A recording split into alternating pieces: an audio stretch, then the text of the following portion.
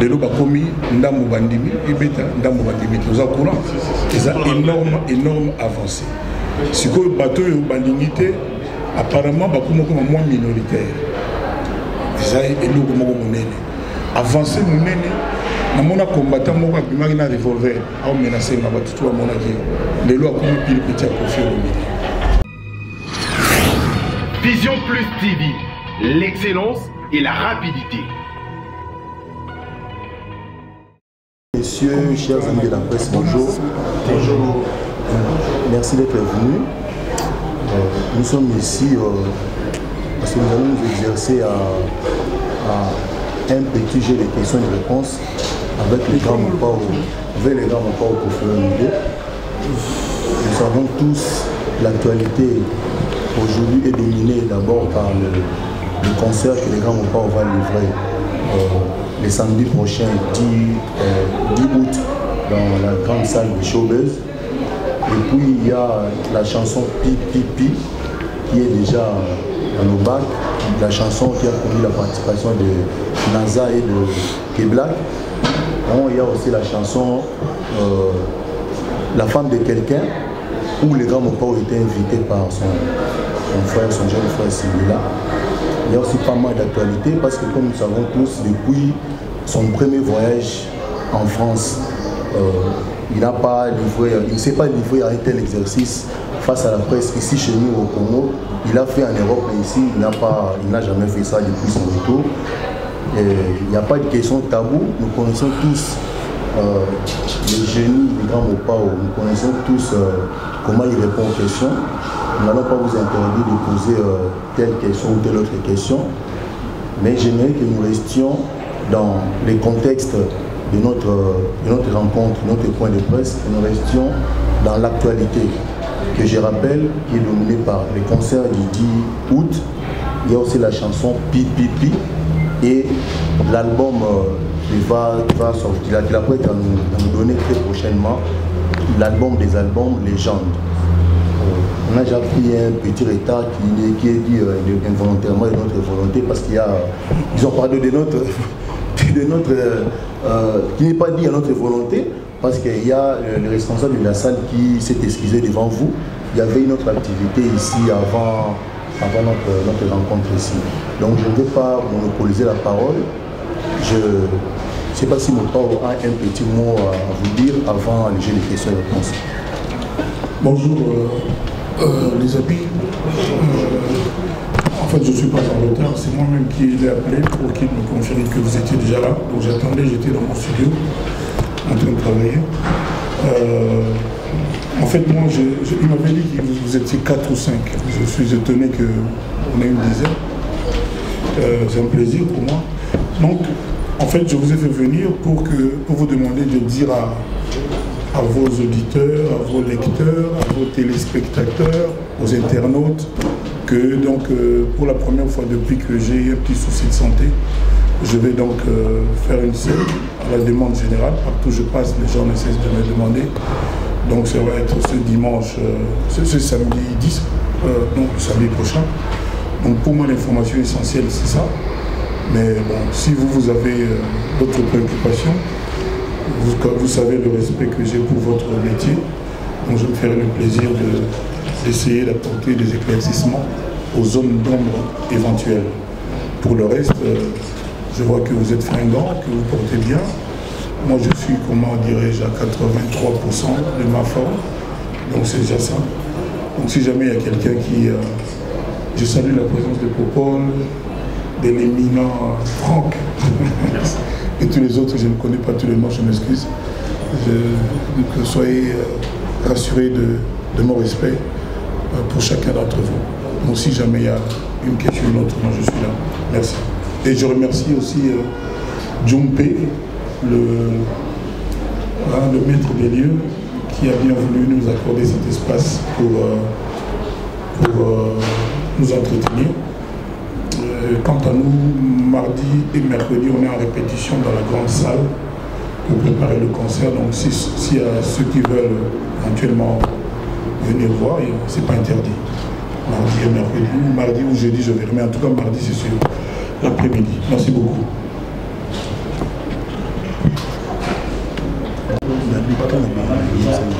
Oui, à nos sources, c'est bon. Déjà, pour et tout le pays, parce que le pays de Banabora, normalement, question d'engrais les amis, autour par rapport à titre où il y a la femme de quelqu'un. Je ne sais pas ce qui s'inspire qui n'anime par rapport à cette belle chanson au Victor Koyoka.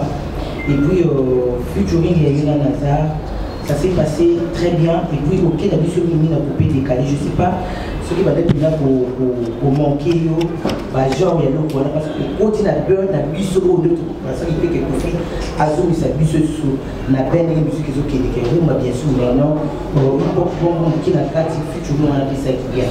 Et puis, ma troisième préoccupation, c'est par rapport au 10 août.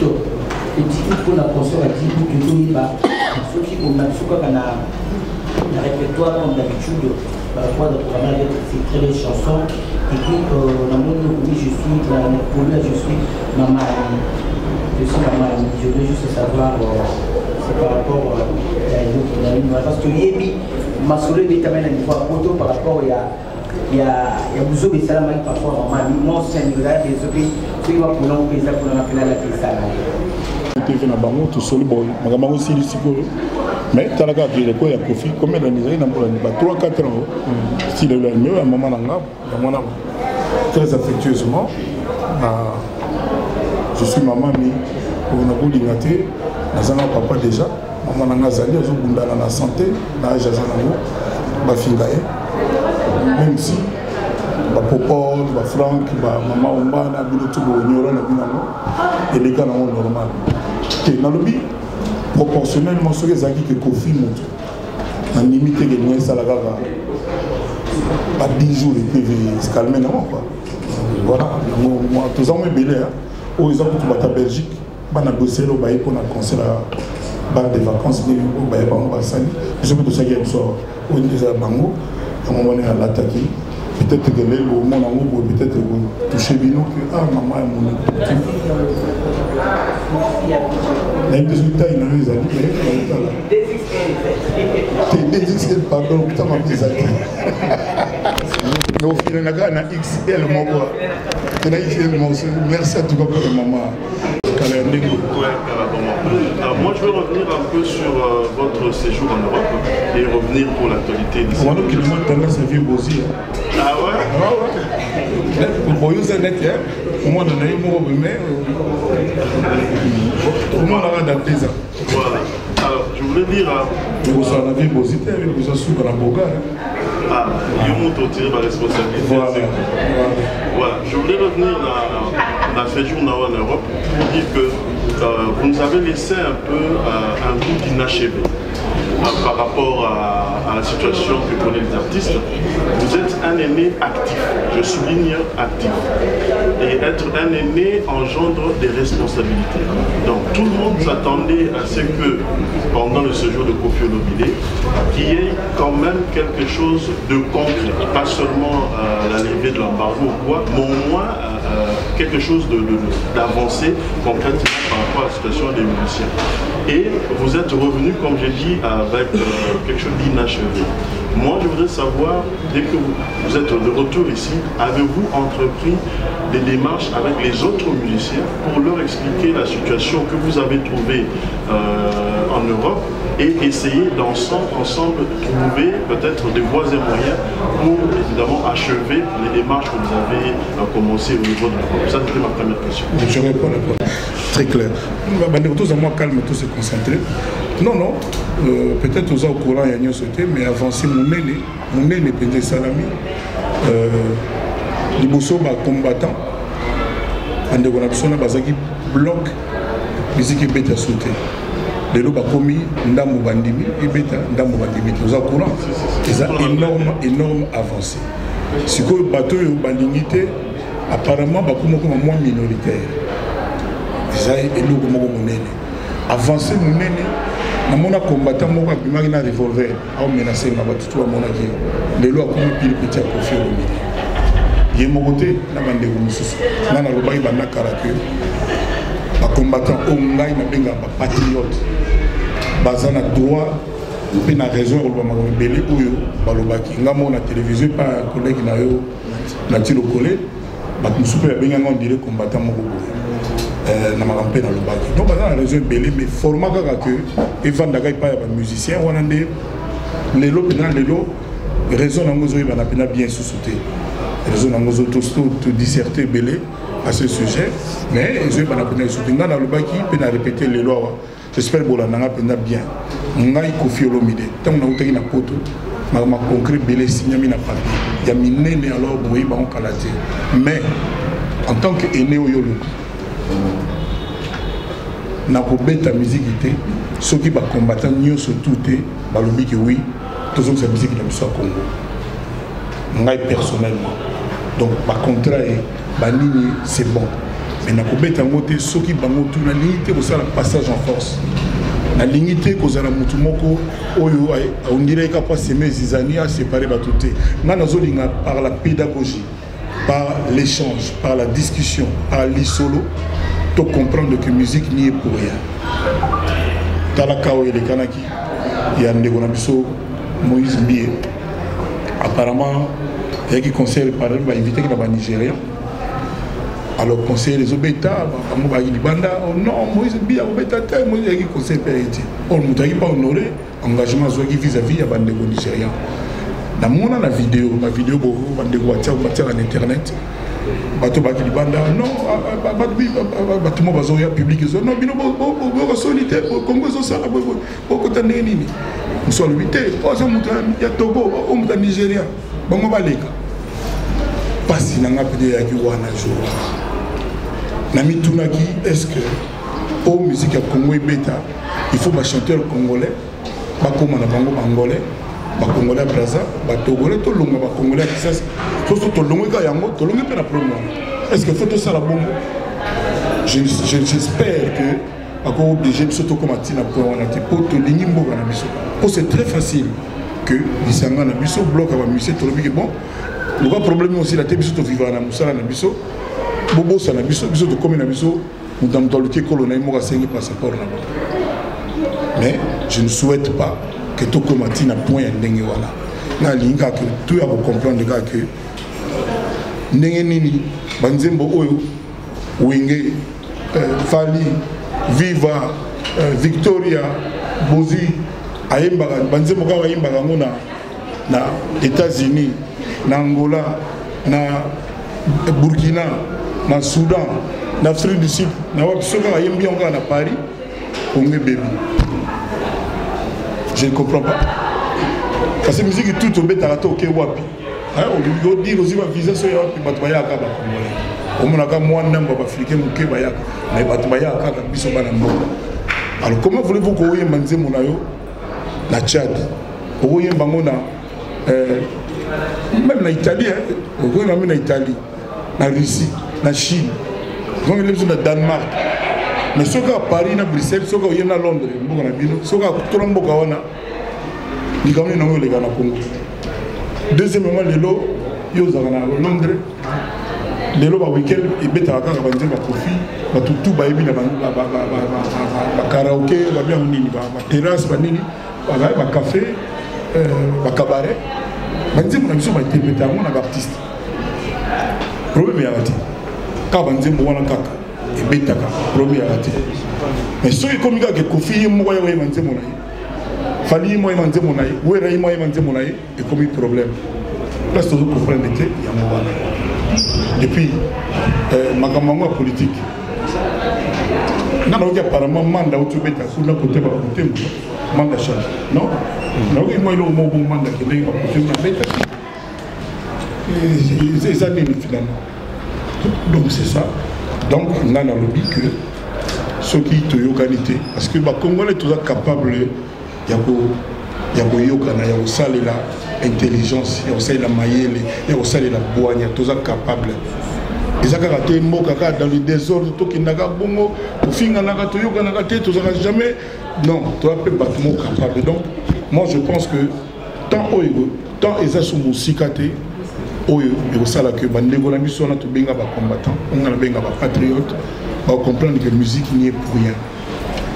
La musique n'y est pour rien. Parce que n'a pas fête, n'a pas mariage, musique est bête à la musique est bête à la ndenge nini kaka soki artiste aye oui manze monaye ndekomi crime moko soki ndenge nini. Donc voilà, le deuxième volet de ma question, vous avez répondu, c'était quelle démarche vous avez déjà entreprise en tant qu'aîné actif avec les autres musiciens issus sur place pour essayer de trouver des voies et moyens ensemble. Parce qu'on vous reproche que Bino Monsieur vous a une idée pour parler de vive voix avec les autres de l'autre côté. Vraiment, on a CP le mingi pour Paul, le tango Tuli. Et loko yo, les hommes mawa pesa pasi ya mwana. Qui star ya bastar. Qui n'a pas comment on a obenga moti. C'est-à-dire, ils sont surtout tous un objectif mort. Mais il y a de ces égos, il y a de ces blocs subjectifs pour te comprendre tout ça là que même quand on a un combattant, la vidéo est qui est en Bolivie. Parce que Titini n'a pas menace maman n'a pas fini. On a intérêt à profiter. On a intérêt à confier au militaire. Et ça pour l'intérêt à la musique à Congo. Bana ba beta ngo ba musicien à Congo. Kaka pona ba considération moko bino boyebi. Moyen to lobayo d'une même voix. Moi je pense que celui qui loba qui d'une voix des banda kala makambo ceci là. Parce que quelque part peu ba combattant ba mon a besoin d'un interlocuteur té. Bazana batumoko ça dit mon amour tout ça dit ba musuna biki ba kotalanga c'est ba talanga de ba calculer ngana musika vieux wana ke boy ce qui l'aime souvenir bon ça va ici les bobeta ba montu ma bobeta ti les na zone même tao non grand frère collègue en tout cas courage c'est rien et loko mon côté je sais ngape le côté nana utala kaka na je sais ngape le côté na zotala kaka. Peut-être que un jour mon père auto comprendre que il faut tout ça là bongo bayoka bisopé d'une seule et même voix. On a sujet wana. To le bité to comme papi la master to tambola ensemble non. To ça na cause moko boye hein il y a moyen que à l'occasion tout ça de sorte que tout le bas d'une même voix pour peut-être tous s'en sortir. Jusque là ce n'est pas le cas, c'est très dommage.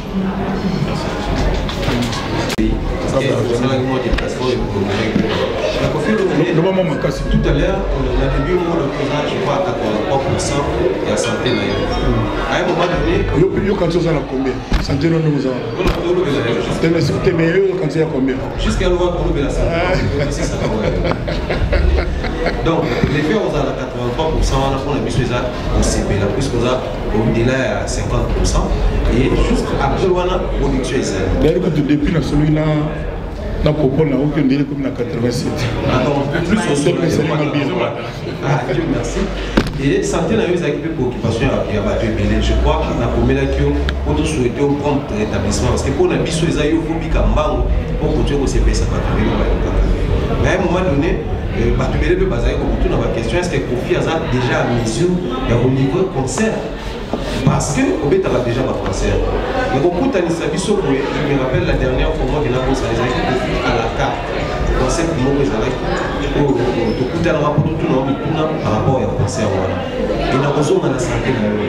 Oui, mais c'est 83% les appuis ont se sentir beaucoup médecins si vous avez pour la médecine, on a 100%. Comme on est les expériences uniques.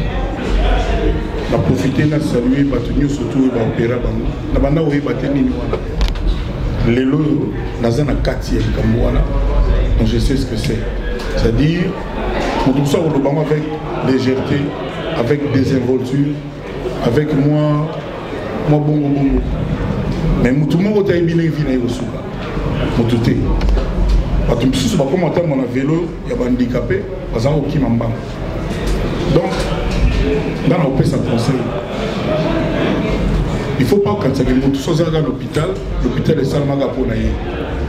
Tout le monde est là, mais il y a des salamaga pour naïe. Donc maintenant, il y a des gens qui ont salué tous les autres problème de santé, l'élo, parce que je l'ai vécu de l'intérieur. Docteur, maintenant, heureux, très heureux, parce que d'abord, à un moment où on a le même jour, on a autant de normal. Après, on a dit non. Magambo, le même fois, subi, n'a pas d'hôpital, on peut battre ça y est, quand ça hôtel au Rotana. On a ça y est, donc on a voyagé un peu bien, bon, on a voyagé dans une zone normale. Donc on a participé vraiment, merci. On a participé par métier, on a merci. On a participé battu surtout au bazar compétissant, au bazar passé pour l'anga. On a participé merci. On a fait déjà samedi au Lekaki, on a fait Timor et Akiawa. Toko Bétawé a vu son mot, papa Ngwasoma. Avec pipi, moi, la femme de quelqu'un, pour moi, Bétamo, samedi le 10, là, on a Batubaya. Nous avons une publicité, on a dit, on a dit, un média Biki, à mon tour, nous avons dit, mon tour c'est moi. Donc, Baya. Moi, connaissance à médecine, moi, pansement, on ne sait jamais quoi. Donc, la zone c'est ça. Ah, ok, d'accord. La zone c'est ça. Belé, comment on sait plus ça battre? Et sur mon maman, on bat tout là, il y a Bossani. Donc, non-assistance, c'est Gobeta, sans anesthésie, Gobeta, pipi, Gobeta, Mobila, Gobeta, Djine, Gobeta. Donc, répertoire Nangaï. On a confié au milieu. La bande, peut-être c'est l'un des deux plus gros répertoires au Congo. On a un bête. Et au bête, on a un bête. C'est pour ça et puis, moi, je suis là. Les autres, c'est Tata Mobimba, tout ça. Et on peut vous avoir. Donc, on a Franck Stéma, il était maintenant sur la Roya. Pas autant de la Keba. Est-ce que vieux vraiment? Est-ce que bon? Au Paul Coutu dans le bâtiment, le manager Sikaï Nango a besoin de Nango, du Mabamo Nango. Voilà. Donc, on pose jusque-là, mais message dans le fort de la maladie à la guérison. Non, d'abord, on a une maladie. On a une kyste dans nous autres.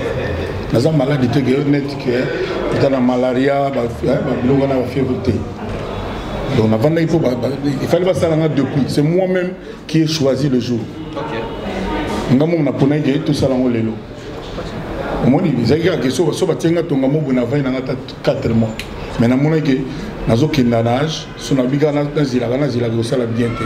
Et le docteur Albina, oui, c'est la sagesse. Donc, nous avons dit maladie au genre, qui était dont il a côté de la mena olia, non, pour la bilo, on a dit et tout.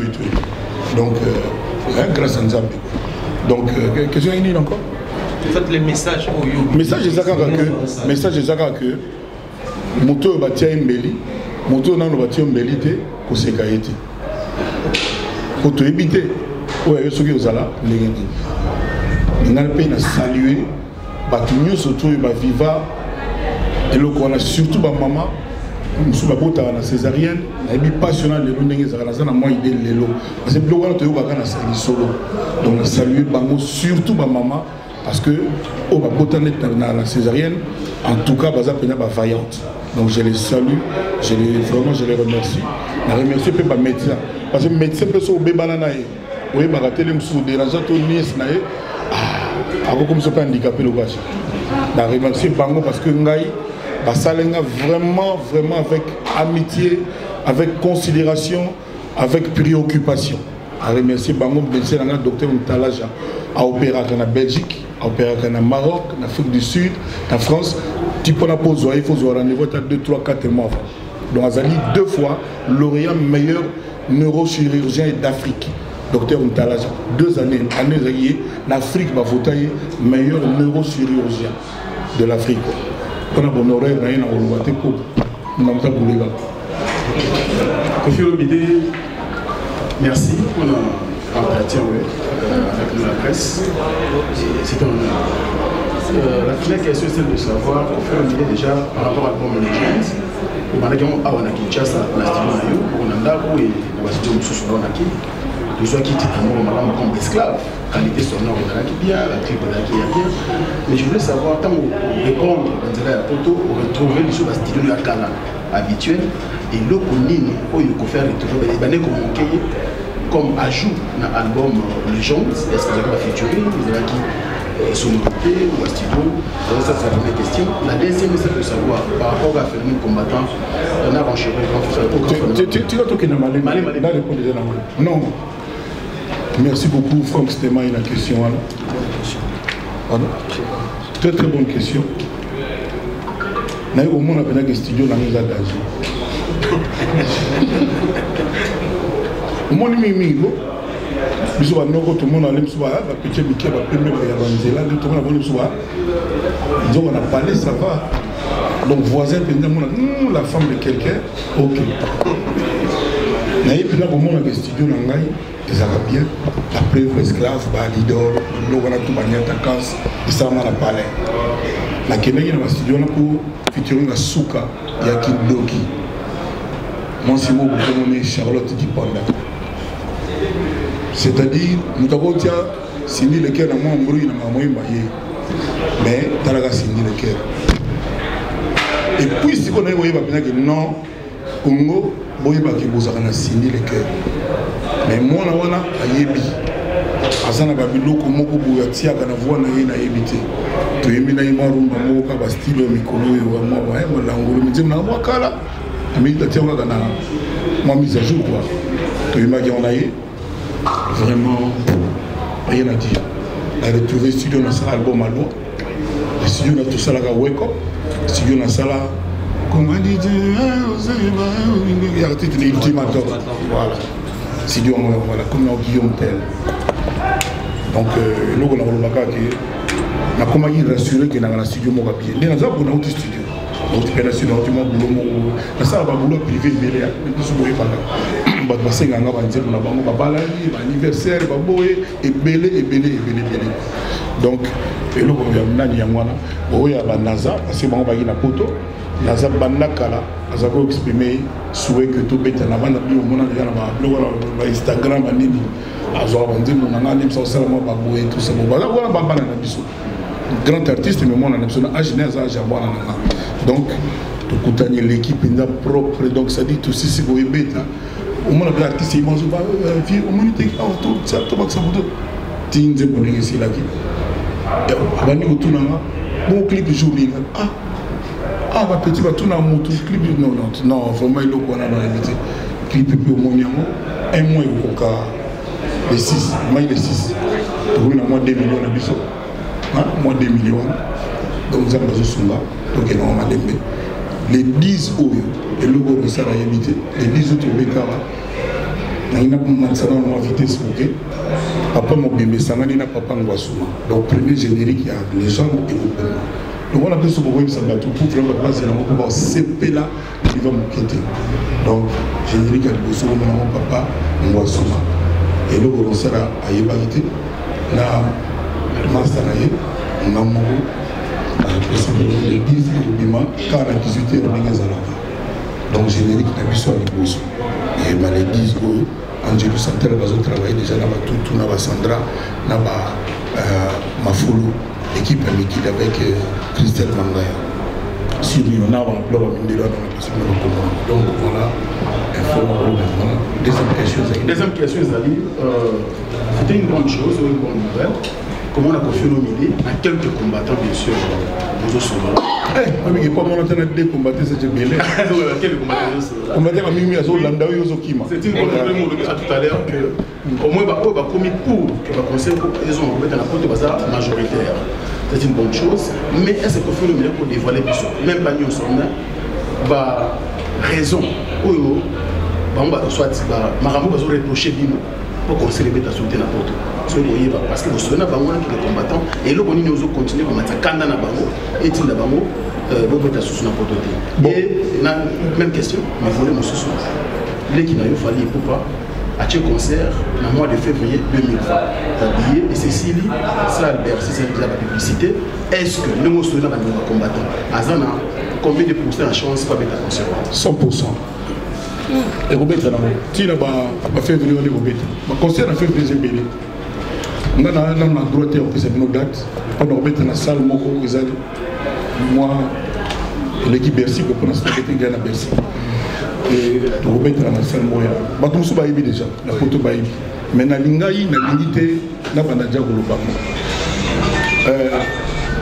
tant on a majorité ba pour na compter ba combattre la cause à la peine erreur la place où disons qu'il y a des 7 combattants au bazar pour le bango à visage découvert ce bazar pour contre au moins on a peut-être important pour nous le plus important c'est que biso tout bas congolais combattant ou pas tous à d'accord que musique tout peut sacrifier un carabongoté pour nous problème yango donc ils ont tout que base à la majorité ou minorité pour la compter bangoté na ça pele sous quand la majorité pour la cause aller donc le problème est là donc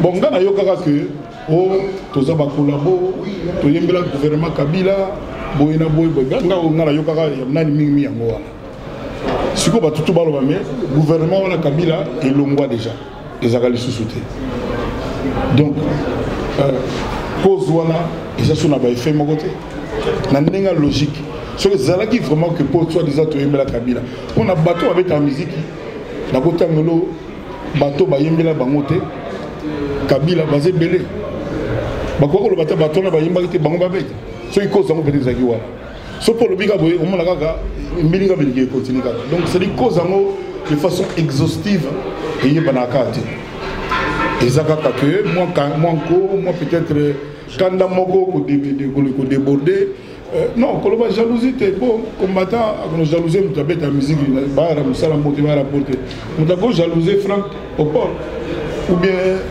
Gisèle au bon na journaliste ah les monsieur so ba intervient bien mais bon ça vous ngala ko ba tout ba bon jalousie ngala d'accord te jalousie combattant ko jalousie musicien ta vous en jalousie musicien ta donc ils ont quand que tout le moyen pour tout comprendre on a proposé qui même pour un retour à musique je profite qu'on a le bango le là les musiciens bas ont engagement comme cause oyo ba combattant va le bézai qui va développer va souffrir na ba beni na ba wapi ba mbo ba butembo tout ça conseil ko beta na mboka tel ba combattant mboka wana ba ye ba zui 10% ya recette na compte ya caisse sinistre il y a Beni, il y a Boutemo, il y a Bamboka, il y a problème. On est d'accord là. Et de la façon dont il y a pour responsabiliser l'artiste, l'artiste a la mettre dans la pâte de Makambu, il y a Ndegounaï, il y a Congo. Donc, l'artiste soit pour bêta, à Solé n'a pas combattu, soit il à Luxembourg, soit il n'a pas combattu à Luxembourg, va combattre à la peine à porte, tant que musique aussi là, 10% il y a bon et qu'il y a Makambuya, pour aider Bandego na biso. Voilà une solution qu'on a proposée. Plutôt que toi qui est dans le majeur, qui doit changer notre nationalité pour te battre. On a un sens. On a par exemple des idées qu'on a proposées. Mais on est sûr que dans le moment où tu es solo là, Eric Moulalo, Baba Ben, Petit Nangabokechu, Ramsès, solo là, pour battre. On a conscience. On a dit que Kabila a son président.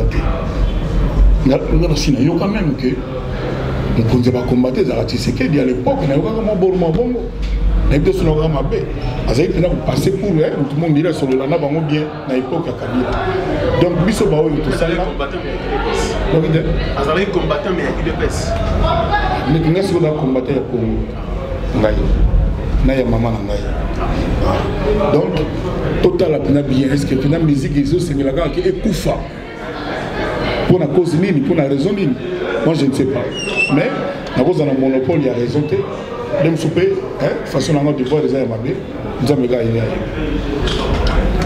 émission ça qui n'a confrère la mission d'actif de collègue on fait chaque fois le barman mais dérange à la cette fois-ci que faut que vous ayez un Canada contre son excellence c'est à base de quoi profit tout va y barabambo on dirait que nous aurons le besoin de ce tout le monde a un paquet son excellence de notre tournée pour lever Makizo qui est anesthésie de ça le Deuxième question, on a un lycée populaire, on est à la question. Nous avons donné des photos, on va combattre le soleil. Mais pourquoi cette attention, on a fait pour le Zanga. Bon, on a beaucoup de comme on a maman, on a sabato, on a maman.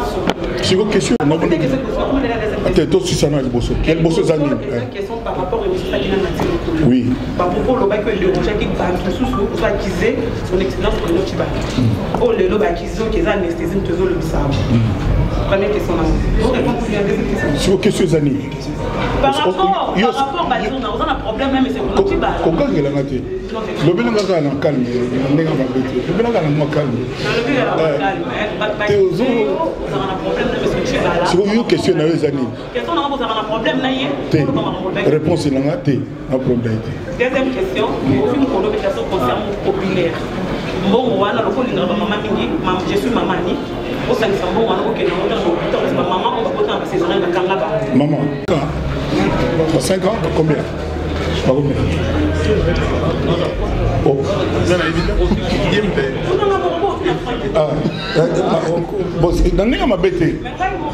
D'abord, vous êtes très jeunes, vous êtes très jeunes, vous avez 38 ans, vous êtes très jeunes. Il faut corriger. Sont tenus par une n'êtes pas pour Paul. C'est l'immense bonheur dans la société, babis, ça, ça va. Na bandaki ko futa mbongo na mama yiko kuna libérer ba maman bakanga ba na bana ba journaliste ba kalelo ba yebi likambo wana mais eza genre na ngate mama Gloria Olangi Gloria que na sali sa mutu bona na caméra na mwinda na loba mais soki eza ke pona obige nazo mona ite ba exemple eza musali senga nenga soki eza ke to beta ba concert pona to aider ba to pourquoi pas mais toujours est-il que yo ndemo vandi wana lelo on a la salle de l'opinion, ça c'est mon tout. Oui, il y a besoin de ça. Si koyo, bateau baya au la musique n'angaye maman. Ni ne l'obiso qui bango bagaba bola, to bagaba nani. Ça va passer. Ko si jara mutuka boiti. Ngane na zao yebi classe na zate. Au kanisa na na classe oyo kanisa. Mais au yebité. Donc ti na au kanisa moni na se otoyali, na se otoyali na mokili ya Nzambe. Mon côté, ça n'a droit de juger mon ninga. Mon côté. Loba na moninga préoccupation na yo pas na yo au solo ni. Mais bateau bagana moi mbangu boya ko juger bateau. Ils ont bien été. Parce que ça na droit na te bana mandaté ya ko juger moninga. Na banza na imba on ndima parking ba baba.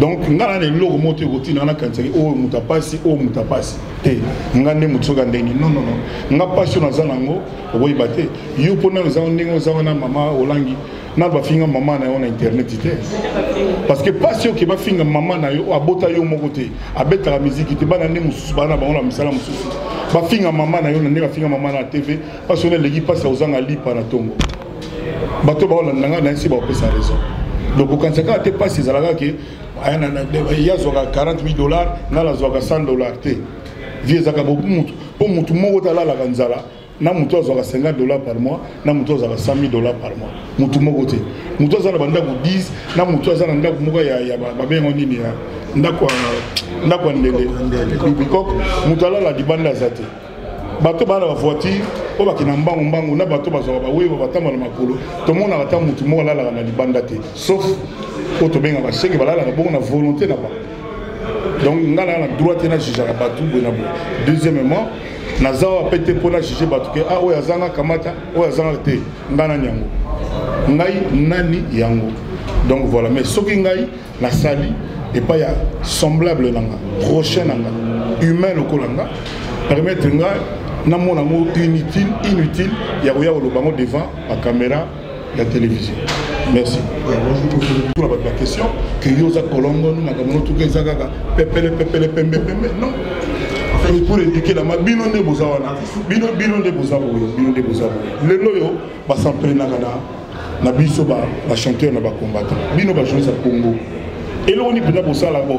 Tout le monde a journal opposant, journal opposition, mais massivement et collectivement.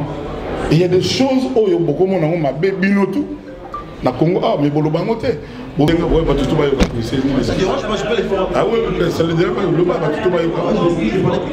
Ah, ok, d'accord. Là, on est d'accord. Merci, on continue alors. Ouais, justement, je vais rapidement sauter. Ma deuxième préoccupation pour faire à chaque fois, vous donnez votre point de vue concernant les actualités politiques. Je me rappelle, bien sûr, il y a intégration concernant machine, visage et machine. Et puis récemment, concernant enrichissement facile, vous en avez mis la politique.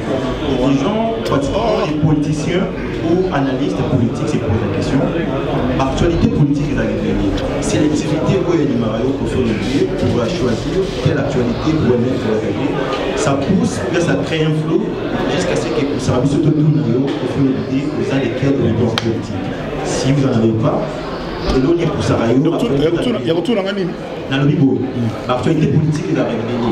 Mais vous, au Siblara, actualité mon corps, le délit, quand vous parlez des cas d'université, madame Bélara, ça analyste politique va se demander au fur et à mesure vous allez au soutien à parti nous allons pour l'obédience politique. Sans en monter, et là on est pour ça, on tirera toujours sur l'actualité au Lobéli parce que tu es bébé depuis janvier, tu sais que l'actualité politique est bébé. C'est un peu ça la question. C'est une question dans les années.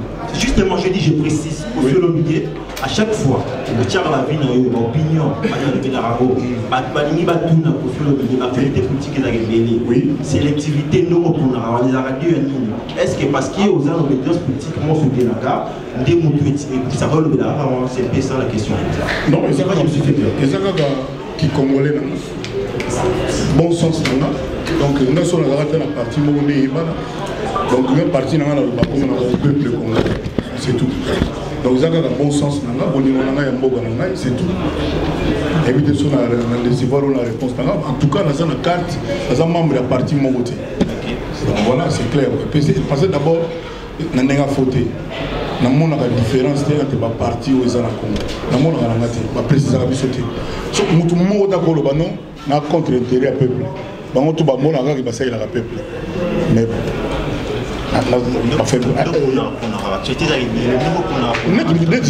machine à voter. Et puis, nous avons une machine à voter. Journaliste, on a tout. On a dit que tout le monde dans le journaliste tout dépend de la bine. Donc, ils ont une émission, et puis comme dans le Congolais, on a quand même ça important. Et puis dans le lobby. Merci. Ok, merci. Balena sous question encore. Mais c'est que le début, tu es surtout sur la presse. Comment est-ce que tu as un peu révélé? Alors, le lot, là, il y a moins de minorité, il y a sur la journaliste. Est-ce que vous pouvez, c'est pourquoi on soit que Hugo n'a eu la communication, ça nous semble bien. Non, les alliés, nous avons le bas. On s'est mis à l'internet. Mais dans tout le monde, 15 ans, les alliés, nous avons le salaire. Soutenez, moi, j'ai l'internet, a publié que les alliés, que on s'est mis à la salle pour la 10. Les deux sont émis qui tombent dans l'église. On a problème avec un copino, bon le baquet, concert à confier à l'église de la Chauvaise. 8 ans d'aller à moi. Donc, ça me fait plaisir de vous rencontrer.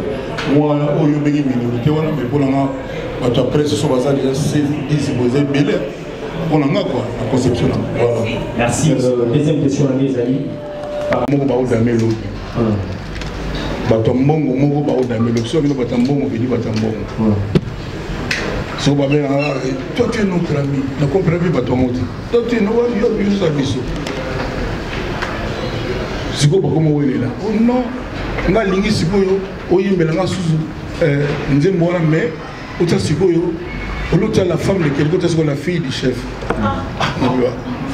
Maman, quand vous maman. Mais c'est quoi notre silo dans une matin? Quand on a maïwana, mais nous avons aussi un. Alors, ma question est celle-ci. Oui. On sait reconnaître la touche de confiance. Et puis la bengi, et puis lobby singi la bengai. Avant-hier, singi la bengai na Bidja. Aminanga très non. Mettez ma batteuse à touche. Merci. Alors je voulais dire, Non, j'ai pas posé ma question. Vous m'interrompez, mais j'ai accepté. Non, j'ai pas posé ma question. Votre intervention sur cette chanson de Singila, on sent que c'est du Koffi Olomide. Donc c'est bien. C'est très bien. Ce sont des paroles qui viennent de... Oui, pour la Tunisie, vous pouvez aller à Congo. Si non, na Congo, non, il y a soit Emila Moutou. Moutou Congo, nous sommes Simba. Moi, nous avons besoin de ce que vous avez. Soba yi batamala bo betinga tama boko peut-être mais talaka biro. Une chanson réussie et votre intervention réussie. Mais on sent que cette parole-là, jeune homme, votre ex, c'est ma femme. Jeune homme, ton ex, jeune homme, ton ex, c'est ma femme. Dans la chanson, nulle part, Singil avait dit que le nouveau mari de la fille était plus âgé que lui. Donc on sent que cette intervention... Attends, comprendre bien. On comprend déjà, mais bon.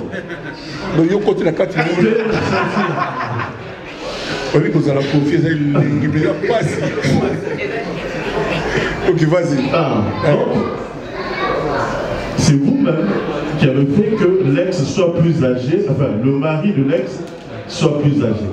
Est-ce qu'il y a un peu du vécu là-dedans, l'intervention à nous, ou de l'observation d'à côté, les permettait qu'il y ait autre phrase que jeune homme, ton ex, c'est ma femme. Parce qu'il y a un monde de beaucoup. Si vous avez une phrase qu'on a bino, Singil a salinzé mon ami, comme on a sauté. A sauté. Profil pour t'acheter si vous avez non, on a qu'à prêtre. Non, on a qu'à prêtre. C'est-à-dire, Mouni, on a Mouni so, et donc on a retenu les agakés, les angas, moto nanjakomba.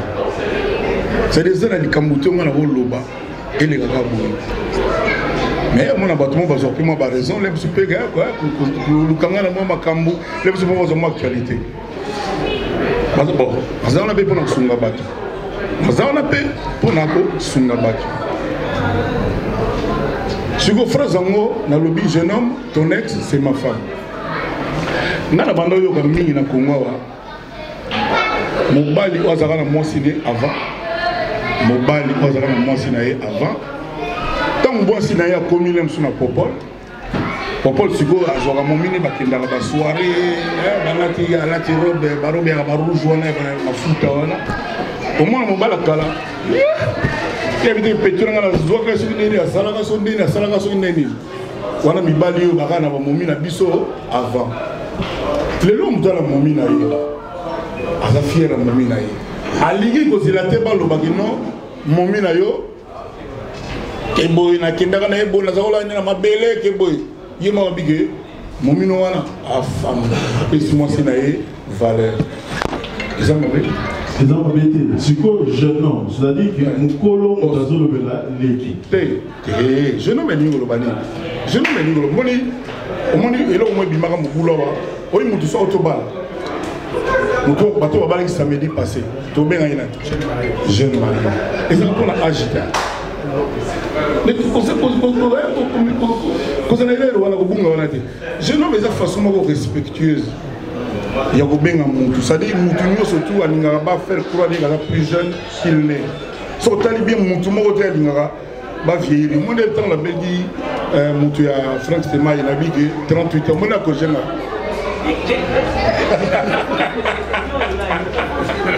Quelqu'un pour le gouvernement. Mon balmon a son médecin, non, on a 38 ans, on a 37 ans.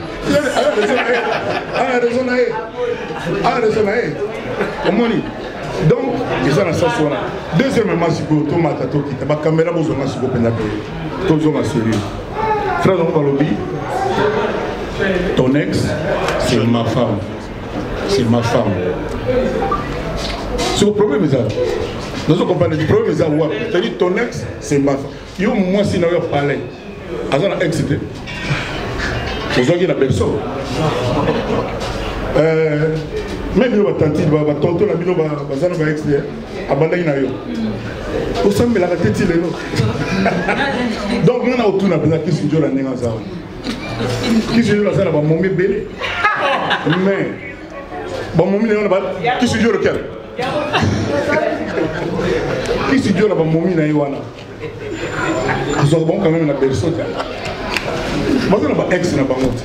Si la différence est là, au lieu Moutou à Kala, on minimiser, pour diminuer mon mien, ah, mon mien, on a salé, boy, on a gagné. Il y a un Katsageni, au fur et à mesure, boy, à une école, boy. Il y a un mot qui non, c'est pour toutes les théologies, c'est ma femme. Non, non, non, non, non, pour ceux qui ont tout le peuple congolais, ceux qui ont la Lobaki, on a télé dans mon goût. Ceux qui ont la Lobaki, ton ex, c'est sa femme. Elle est allée. Tu le dis, ma femme. Mais pour les Bobanga, il y a un Congo à niveau. Je ne sais pas. Ceux qui ont la Lobaki, ton ex, c'est sa femme. Voilà, quand tu m'as dit, il t'a lingaté. Mais quand on a ma femme, il t'a lingaté. Batu batika kubanga ngaso mina na 4 korakaka. Vous comprenez? Batika kubanga ngaso ça dit moka mobimba donc on est pas va faire que gouvernement kota batu na olia nini kaka kofi que kofi. Vous avez moi bien mais quand même. Président Franck Steman. Vous le poste là? Oui, merci. D'accord. Au cas de la bombe.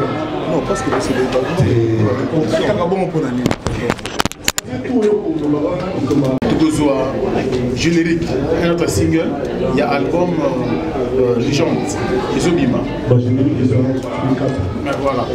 Mais Koffi Olomide, à quand la sortie mondiale et album en général, Légende? Lomata, Lomaya, oui, questionnel. Lomata. Toujours ça, dans ce système en tout cas, les sociétés qui sont le 23 juin, c'est-à-dire qu'il faut prendre un paramètre nous avons réuni complètement et bien fixé l'album. Donc, l'album, comme on déjà dit, l'album a bon goût, il y a pété. Les gens ont bon goût, à l'uni, donc, il y a dit dans le mémoire, on a toujours beaucoup de mémoire, donc après, c'est une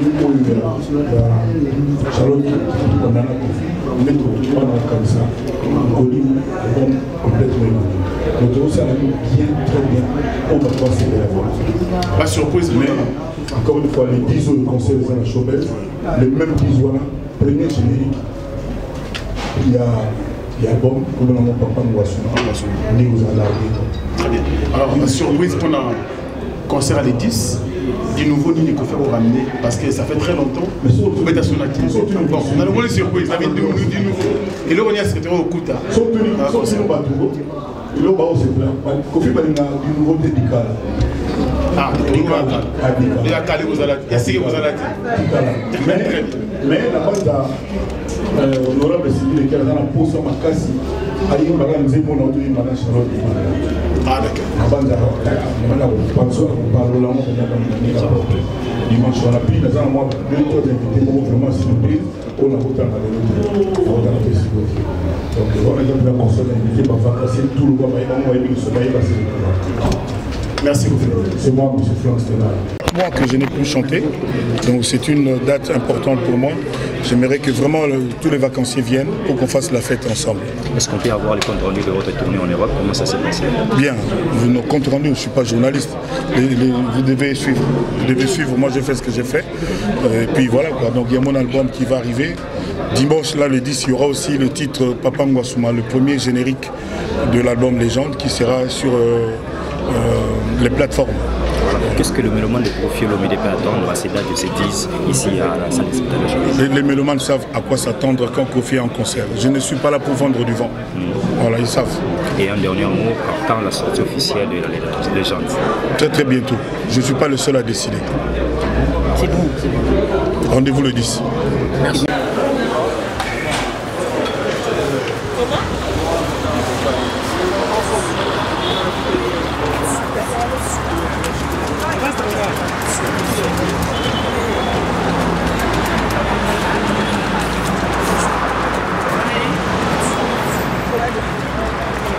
Voilà,